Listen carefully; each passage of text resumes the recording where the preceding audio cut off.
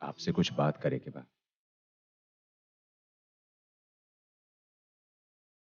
आप ई कमरा में मौजूद बानी, यही से जास्मिन के ना रहे दिल गईल काली ई जगह के मंदिर कहेली। जब आप जिंदा रहनी, आप हमार नजर में देविये रहनी।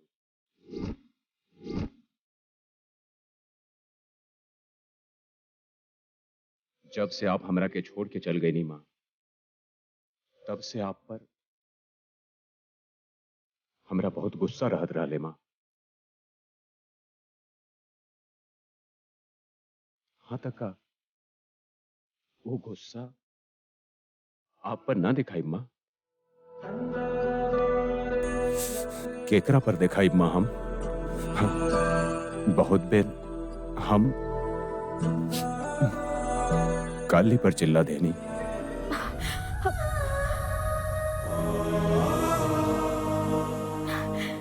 कोनो बात ना बाबू साहब, इनमें आपके गलती नहीं थी।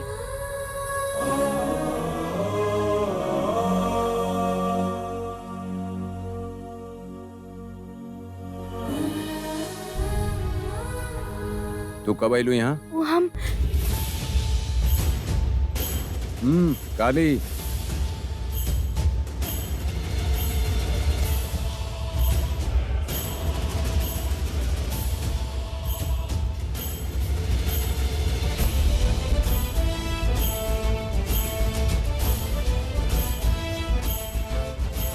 ओए, तोरे से पूछ रहल बानी। माँ बेटा दोनों के ऐसे एक साथ देख के हमार जुबान से बातें नहीं खे निकलत। ऐसे ही आप दोनों के देखत रह गई बाबू साहब। का कहलू? हम दुन्नू ई तक केहू भी मान ली कि हम यहाँ बानी, लेकिन माँ के कैसे देख सकेलू तू? वो बाड़ी बाबू साहब। कहाँ बानी? कहाँ बानी हमार माँ? देखी वहाँ पे एगो देवी जैसन आपके पीछे खड़ा बाड़ी।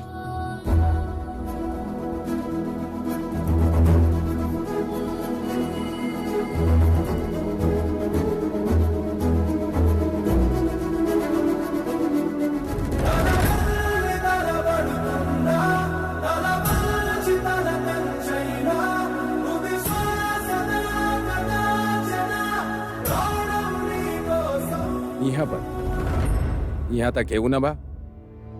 का बाबूजी आप का कर रहल बानी?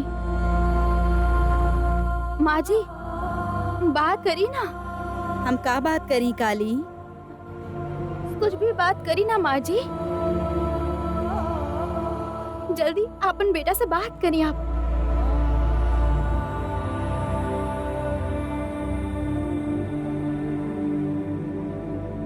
हमार आवाज तोहार अलावा केहू ना सुन सकेला काली। हम तो विशाल के दिखाई भी ना दे सकीला। अरे तब फिर बाबू साहब के यकीन कैसे दिलाई माँ जी? हेलो हेलो, ई तू का कर रहल बाड़ू?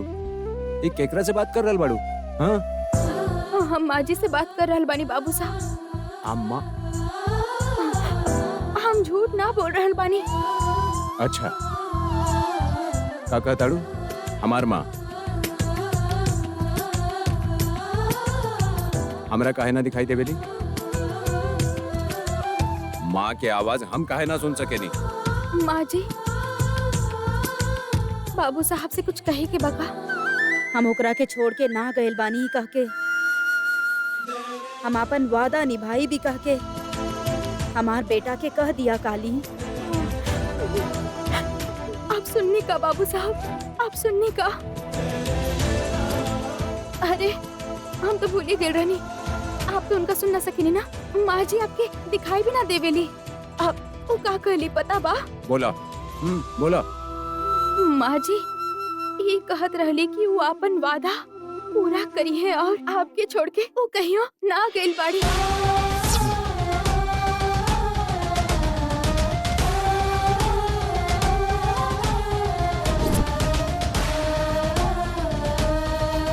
आप एक बार दिखाई दे देती तो हमार बात सच बा कह के बाबू साहब हमारी यकीन कर लेते। कबो ना कबो जरूर यकीन करी काली। सुन के बहुत अच्छा लगल ना। बाबू साहब हम जाके आपके खातिर भोजन तैयार करत बानी।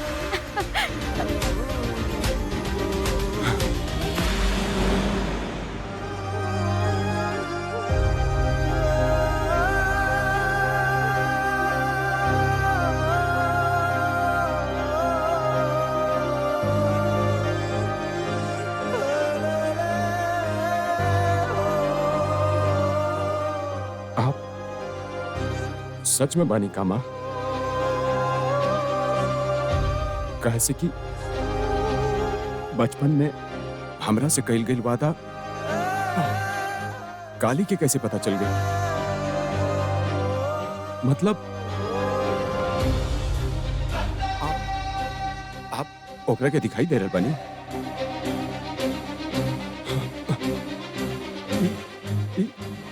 ये कैसे हो सकेला?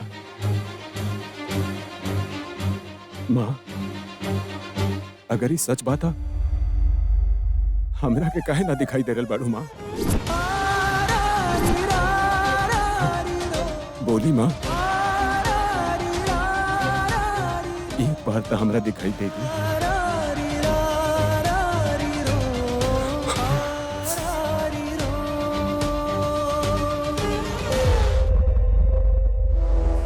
Welcome Jasmine. यह विशाल के रूम है।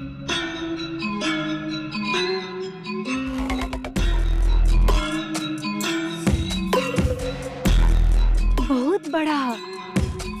इतना बड़ा रूम में हम क्या अकेले रहे क्यों की आंटी?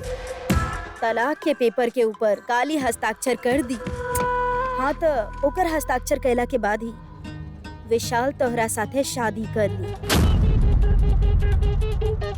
ई काम के तू जितना जल्दी पूरा करबू उतना ही जल्दी तू दोनों ही रूम में मिल के रह सकेली। डाइवोर्स पेपर्स साथ लेके आई हाँ आंटी।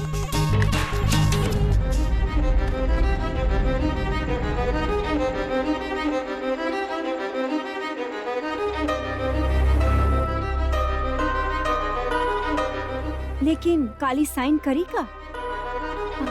आई मीन अंगूठा छाप। हमार पापा के तारा दिखाइले भी आऊं। सुन ले बानी तोहार डैडी खिलाड़ी बाड़न तो तहरा के तो जगत खिलाड़ी होके के चाहे। तू जरूर जीत जाएगी। हमरा में विश्वास दिखावे खातिर थैंक्स आंटी। लेकिन बिके खातिर काली रेडी है ये हमके डाउट है। आई मीन अपन सुहाग के कोई इतना आसानी से छोड़ देवेला का? ओकरा मनावा चाहे भगावा तो हार मर्जी। तू ही रूम में अपन पसंद से जौन तरह रहबू, ई घर में भी वही तरह रहे के पड़ी। तबे काली तरह से डरी। विशाल के लाइफ पार्टनर बनबू तो हर जिंदगी ही बदल जाएगी। रिलैक्स।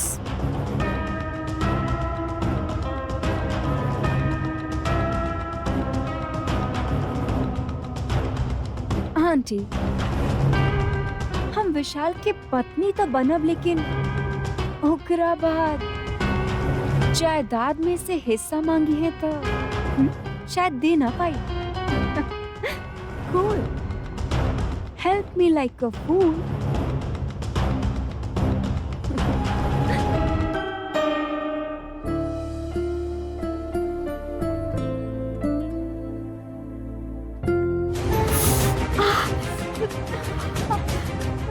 गरम लग गई का?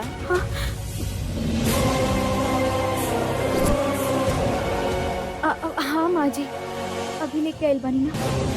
कॉफी कैसन बा ना पूछ रहल बानी। तोहार शरीर में खून खौल रहल हो यही से पूछ रहल बानी। काहे कि तोहार सौतन जैस्मिन जा गइल बाड़ी। आपके गलत फहमी भइल बा माँ जी। नेकी मैडम के आवे से हमार दिल के बहुत ठंडक पहुँचल बा। काहे खातिर? यही से कि फिर से स्वयंवर जैसन शुभ कार्य की शुरुआत होगी और ऊपर से कभी भी कोनो हादसा हो सकेला एकर डर रहे। नेकी मैडम के आ जाए से ऐसा अनर्थ ना हो कि ई विश्वास से सुकून महसूस करे बनी। दीदी बिस्किट ले आवे खातिर काले रहलू ना, इला लेके आगे नहीं। लेके जा। कुत्ता खातिर माँ जी।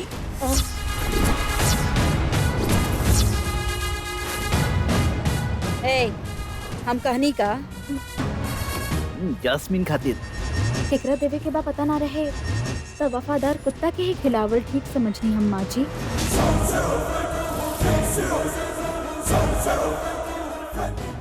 जाके देखे आवत बानी। एक और बात बा, हाँ कहीं माँ जी। बिस्किट खिलावा चाहे केक खिलावा, कॉफी पिलावा चाहे पानी ही काहे ना पिलावा, चाहे जौन कुछ भी हो, तहरा के ओकर काम करल पड़े त आपन दिल में ओकरा खातिर बुराई मत सोची हा काली। ना तो तू बहुत मुसीबत में फंस जाइबू। कह देनी ना, विशाल बाबू के ऊपर कोनो भी मुसीबत ना आवे दे, कुछ भी बुरा ना होके दे भाव।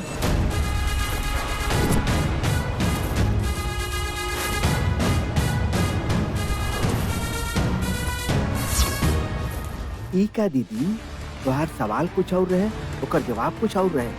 जैस्मिन के आवेदा, यास्मिन के आवेदा, हमार पति के हम कोनो भी मुसीबत से बचा ले बैसन कह रहल बानी। तलाक तो देवे द, उस जिंदगी भर अपन शक्ल ना दिखा पाई।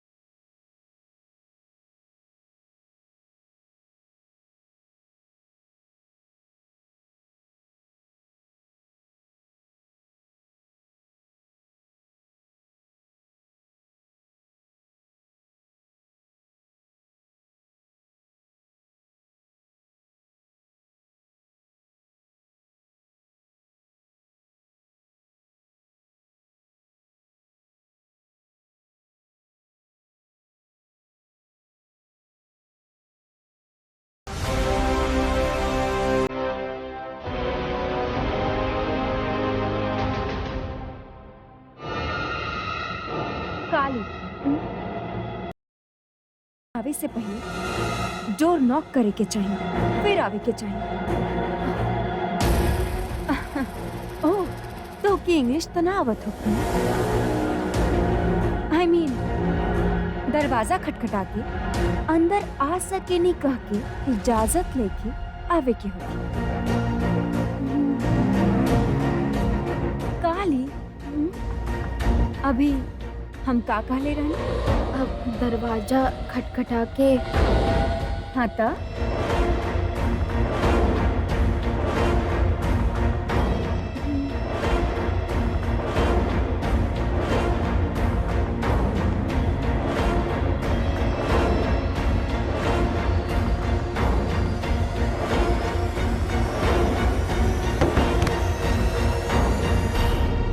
का हम अंदर आ सके नहीं मैडम जी?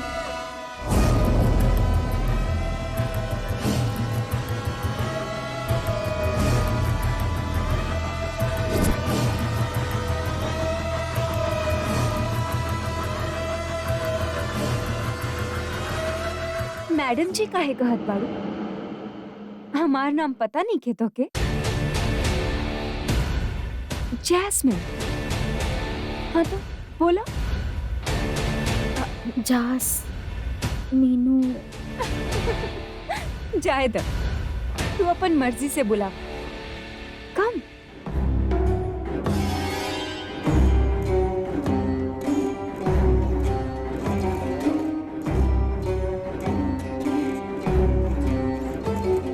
कागज पे हमार अंगूठा के छाप लेवे खातिर आपके पापा यहाँ भेजले बाड़े ना?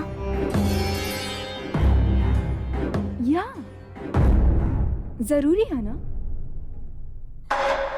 लेकिन पुलिस भैया के पढ़ला के बादे इमे का लिखल बा जनला के बादे हम अंगूठा लगावल चाहत बानी। हम पहले ही कह देले रहनी, फिर से दोबारा काहे भिजवैले पता ना।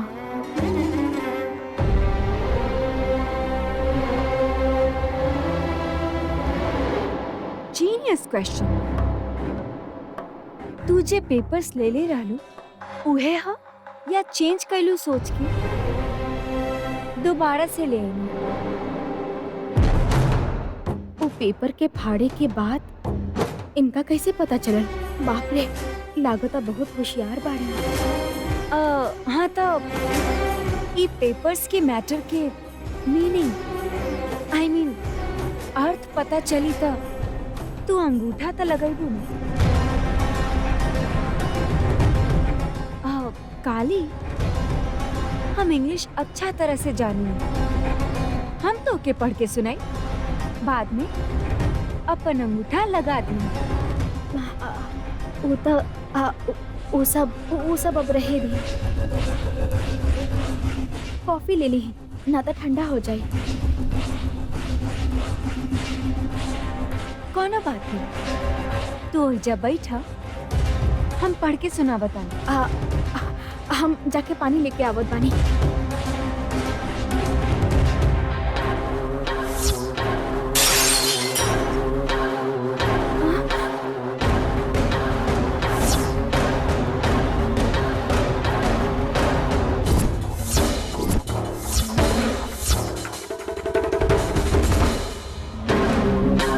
अरे तरस खाए से फायदा नहीं खे काली। ये कॉफी नीचे गिरल है ना, क्लीन करे के चलो।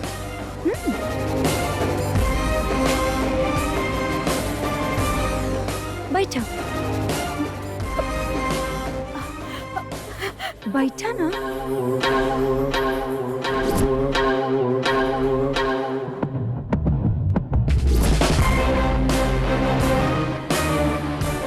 हम ये पेपर्स के पढ़ा, सब कुछ सुन के अंगूठा लगा के क्लीन कर दिया, ठीक है ना? एकरा पोछे खातिर कपड़ा लेके आवत बानी।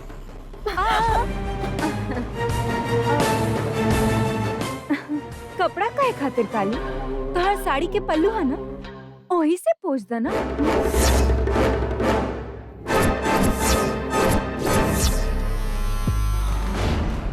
इस साड़ी गायत्री माँ के बा, बहुत मन से पहन ले बानी हम। इस साड़ी से पोंछ ना सकेनी। एगो और बात, तलाकनामा में आखिर का लिखल बा? पुलिस भैया से पढ़ावल चाहत बानी यही से ना कि उनका के अंग्रेजी आवेला। अंग्रेजी आपके भी आवेला, बाकी हमके पुलिस भैया पे ही भरोसा बा, आप पे भरोसा नहीं खे।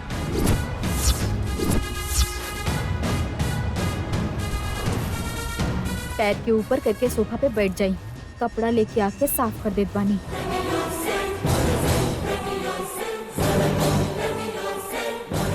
हमार बात के मना करके अपने आप फैसला सुना के यहाँ से जा रहा बाड़ी।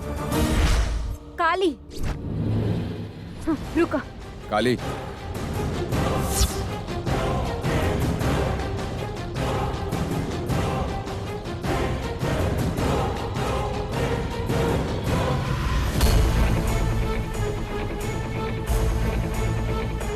का भइल? तू यहाँ का करल बड़ो?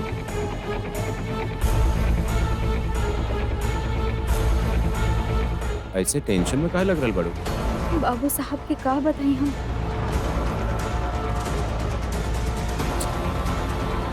कौनो बात ना बता दा, आखिर भइल का?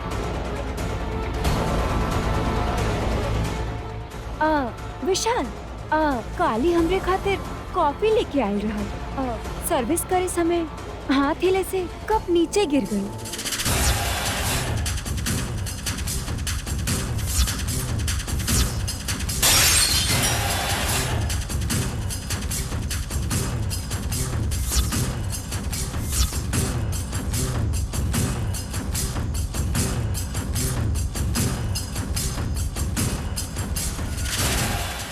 का इतना आसानी से झूठ कह देली। विशाल प्लीज काली पे चिल्लाई मत। गलती से हाथ से फिसल गई बस। जास्मिन, हम ऐसे ही केहू पे ना चिल्लावे। जायदा काली, गरम कॉफी पैर पे ना गिरल। You are lucky. Of course. Kali अब तू जा, हम क्लीन कर देवी हम। तू काहे करबू जास्मिन? अभी तो तू हमनी के मेहमान बाड़ू। विशाल हमके गेस्ट मत कहीं प्लीज। सच में हमके अतिथि समझ ले होगा तो अपन पर्सनल रूप देती का।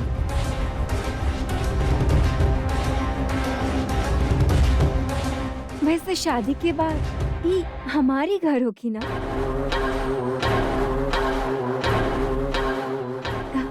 ये कमरा जब हमनी दोनों की होगी, अब आप और हम मिलकर रहो। हाँ ना? ये सब बात बाद में करल जाए। क्लीन करे खातिर हम केहू के भेज देता नहीं। ओके काली, तू जा। तो कितना आसानी से झूठ बोल दे भी नहीं, पल पल में बात के बदल दे भी नहीं। इनका तो भरोसा कर ठीक नहीं है। इस लड़की से बाबू साहब के शादी ना होके के चाहिए। काली,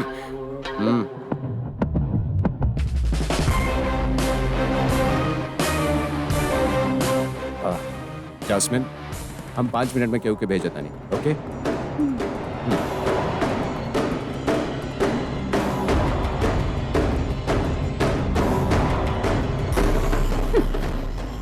अभी तब बच निकल लू काली।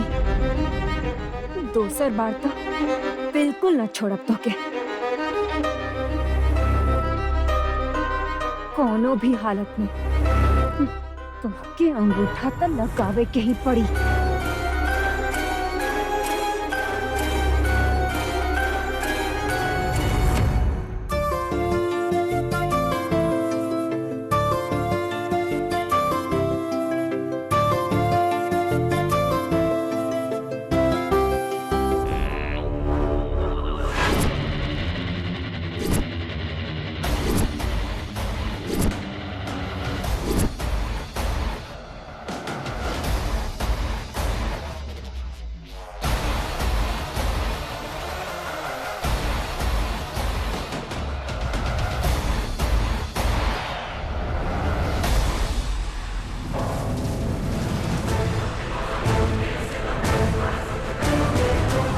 हट जाई ना माँ जी, तो हर आँख के सामने से ही घर से हट जाई।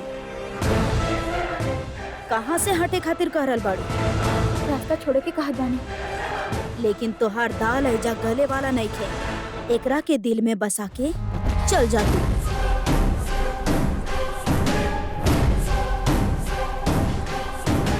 बाबू साहब, हम आपके ही पास आवत रहनी, आप खुदे आ गई नहीं। अब ले ही ना का भाई? प्रसाद बा।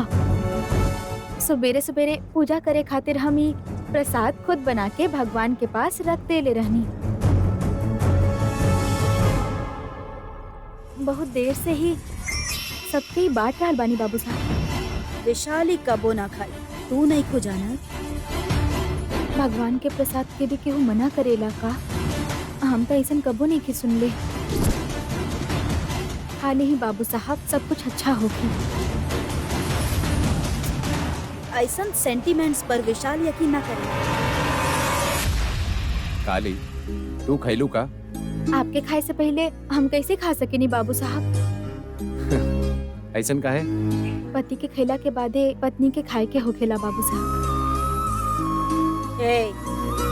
तू अभी भी खुद के विशाल के पत्नी समझ रहल बाड़ू का? तलाकनामा के कागज पे अंगूठा लगा के यहाँ से जाए तक काली ही हमार पत्नी बाड़ी, बाबूजी खुद कहले रहले। तो हमार कहला में, हमार सोचला में कोनो गलती तो नहीं खे ना माँ जी? You're absolutely right. तो हर बात में सच्चाई बा। आज ही विशाल के हो का गइल बा। काली के साथ एह तरह हंस के बात कर रहल बा, मतलब ई सच में बदल गइल बा का? कि नहीं एकरा के फंसा रहल बाड़ी? तू हमार पत्नी बड़ू काली, लेकिन हमार खाए के बाद तू खइबू, ऐसन रिवाज अजीब लग रहा बा। बचपन में भी हम माँ से इस सवाल पूछले रहनी, आप काहे पापा के खाए के बाद खाए नहीं माँ? माँ कहनी कि ये बात तोरा शादी के बाद समझ में आई। अब समझ में आ रहा बा। ई गायत्री देवी के याद कल शुरू कर देले बा, मतलब हमरा के भूल गइल स्टार्ट कर दी। लेकिन प्रसाद के मामला में ऐसा करे के जरूरत ना बा। सही कहा तानी नमा। काली, तू थोड़ा खा के हमरा दे दा। अरे अरे बाबू साहब, ऐसे कैसे खा सकेनी हम? जूठा करके आपके देव का? हे राम राम, आप खा ली, कोनो बात नहीं की। इमे जहर बिल्कुल भी ना होखी, ना तो हम खुद ही एकरा खा के दे देती।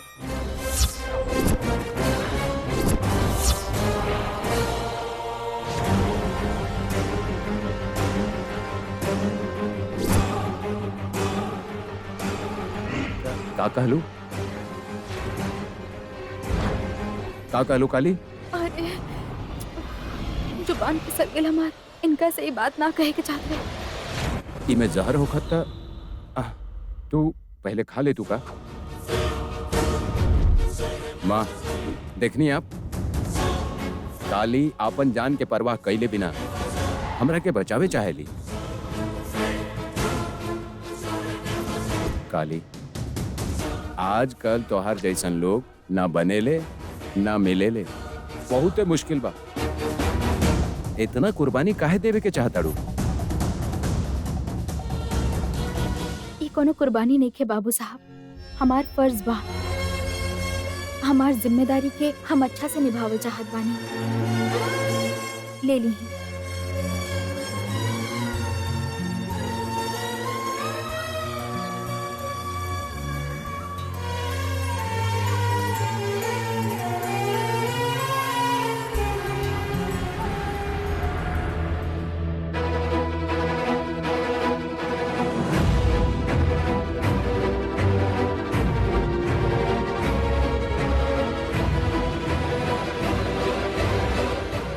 विशाल साइलेंट हो गई बा, जरूर प्रसाद बकवास हुई। अब एकर खैर नहीं के।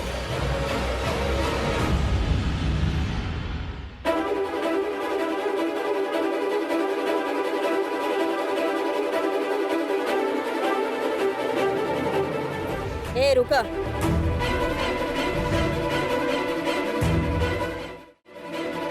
बेटा बकवास बाना, हम जानत रहनी।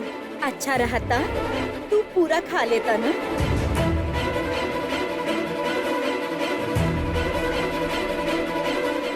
वैसे प्रसाद खाए के तारा पसंद नहीं खे, ऐसन में ई काली के बनायल प्रसाद तू काहे खैबा? प्रसाद तारा के कैसन लागल? एकर मुंह पे बोल दा ना बेटा। हमारा अपन माँ के हमरा छोड़ के गई 16 साल हो गई। इतना दिन बीत गई पर हर दिन हम उनका याद करत रहे।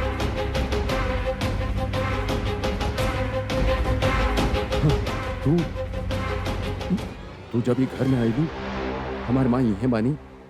जब तू ये कहलू था हमरा यकीन ना भइल, लेकिन आज के दिन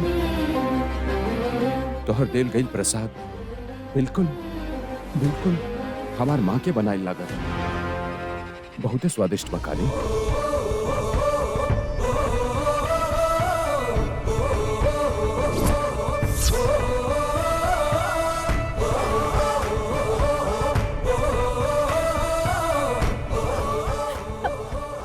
थैंक यू बाबू साहब। तोहर बनाए ना लागत काली। हमार माँ रसोई में खुद ले जाके अपन हाथ से प्रसाद बनेले बानी।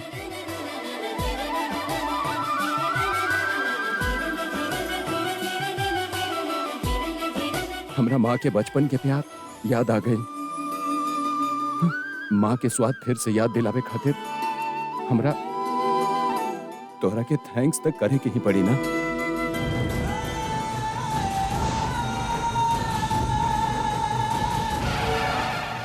Thank you.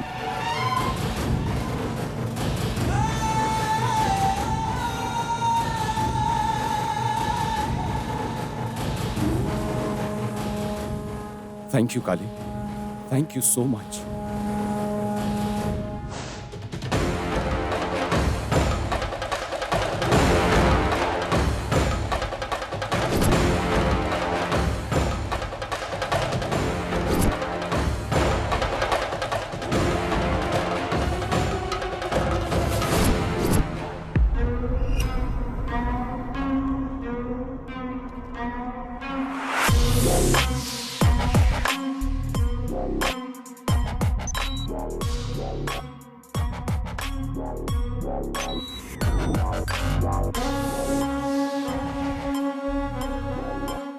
मिस जैस्मिन जी, कोरोना के दवाई ढूंढे जैसन इतना सीरियस होके का सोचत बाड़ू? मैटर का बा ऊ बतावा।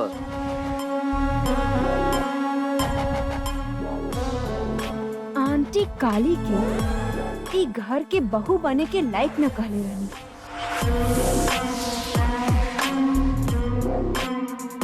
लेकिन वो पहिने ली तो गायत्री आंटी के साथ घर में काम करे वालन के इतना इम्पोर्टेंस काहे दे जा रहा है? वो अगर चाहे भी तो एगो रुमाल तक नहीं की खरीद सकेली। मरल गायत्री देवी के साड़ी एगो कोना में पड़ल रही देख के धो धो के पहनत दिया। वैसे एकरा में इतना इम्पोर्टेंस का बा देवी? वो ये साड़ी पहन के वो इतना ग्लैमरस दिख रहल बाड़ी ना। ओकरा पास खूबसूरती कहाँ बा? लागता कि वो बारे में तू कुछ ज्यादा ही सोच रहल बाड़ी। ना दीदी, खाली झूठ बोले से का फायदा बा? लेकिन तू इतना गुस्सा से देख रहल बाड़ू ऐसे, तू तोहरा इतना बदसूरत देखात होके, लेकिन शहर में आके ओकरा में कलर आ गेल बा दीदी। गांव में रूखा सूखा खाए वाली उ लड़की यहाँ आवे के बाद कश्मीर के एप्पल की तरह तैयार हो गई। आप भूख लगला पर विशाल भांजा कहीं काली के कश्मीरी सेव समझ के खाना जासी सोच के जास्मिन के टेंशन हो रहल बा।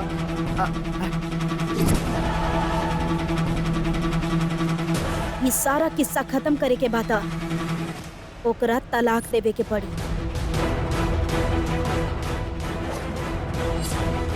लेकिन अपने आप अंगूठा लगा के ई बंधन के उ ना तोड़ी। हम अंगूठा लगवा ले बांधे।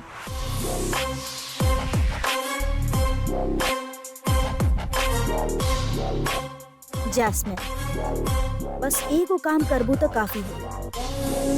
वो काली अगर अंगूठा लगा दी तो हम भी साइन कर दे वैसन विशाल कहले बा। ई बात तो हम विशाल के याद दिला ही दे। लेकिन एक बात दीदी, गायत्री दीदी के साड़ी पहनते ही ओकरा में पावर कहाँ से आ जाला कि वो मना कर दे वेली दीदी कि वो मर भी जाए तब अंगूठा ना लगाई। लाश के हाथ से भी अंगूठा लगवा के अपन काम पूरा कर लेवेनी। इतिहास गवाह बा।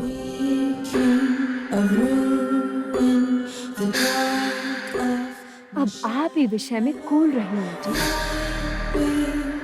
चाहे धोखा ही काहे न करे के पड़े। और काली के भी पता न चले कि वो अंगूठा छाप देले बाड़ी। ऐसन कर दिखाई।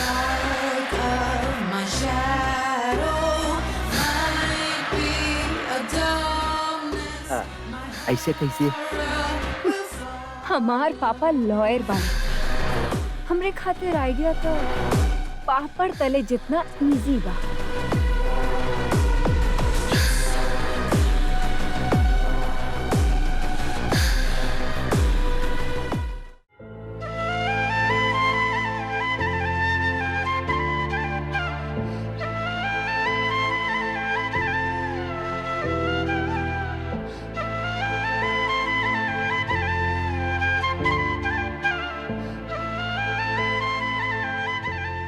काली आ?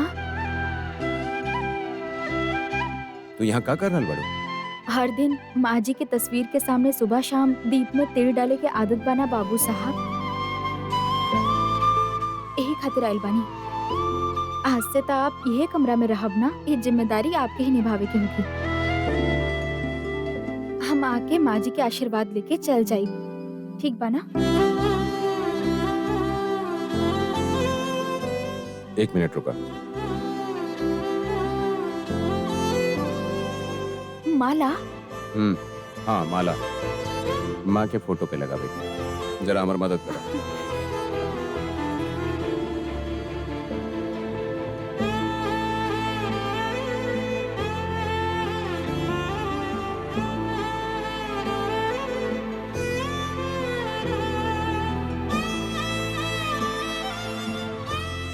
ओए, हाँ? पकड़ा पकड़ा। हाँ। इधर आवा।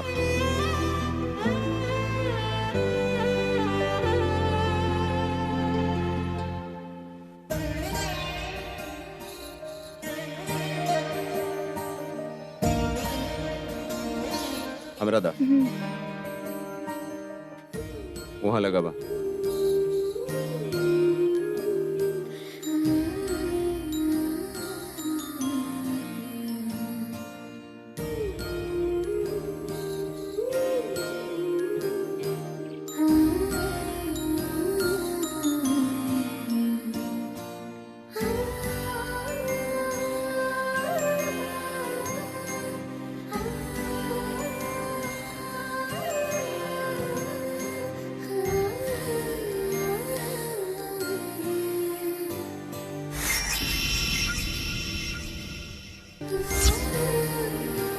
माँ जी, आप देख रहल बानी ना,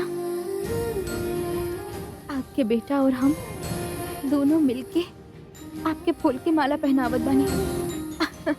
ऐसा नसीब हमार जीवन में आइल बा, यही से हम बहुत खुश बानी माँ जी, बहुत खुशी हो रहल बा हमके।